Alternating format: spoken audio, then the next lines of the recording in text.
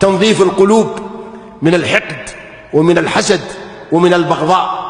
لقد دب الحسد الآن بين الناس، جيوبهم مملوءة وبطونهم مملوءة وثلاجاتهم مملوءة ومخاويلهم مملوءة وقلوبهم مملوءة حقد وحسد.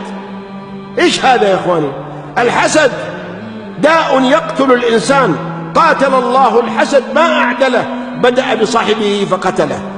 اصبر على كيد الحسود فإن صبرك قاتله، كالنار تأكل بعضها إن لم تجد ما تأكله. نظفوا القلوب ولا تحقدون على بعض. إذا رأيتم إنسان الله أنعم عليه فقولوا الله يزيده من فضله، هو أخذ حقك، ربي أعطاه، ربي جعل الخط يجي على بلاده ولا على زرعه، ربي جعل لها أولاده وتوظفوا، ربي جعله برزق من الله عز وجل، قل الله يزيده. لكن إيش بيجيه هو؟ والله أن يعرفه إن ما كان عنده عشاء ليه، إنه كان يقوم الكلب ويرقد مكانه وقد معه الحينة. طيب أخذ من حقك شيء؟ ولا حسد تعترض على قسمة الله؟ من الذي يرزق؟ إنه الله. من الذي يوزع الأرزاق بين الناس؟ الله. يقول الله نحن قسمنا. نحن من هنا؟ الله واحد، لكن يقول نحن للتعظيم. نحن أي الله، مرسوم إلهي.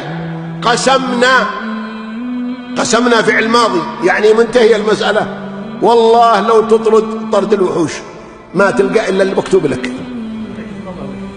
يقول والله أيمانا مكررة ثلاثة من يمين بعد ثانيها، لو أن في صخرة صم ململمة في البحر راسية ملس نواحيها رزقا لعبد براه الله لانفلقت حتى تؤدي إليه كل ما فيها.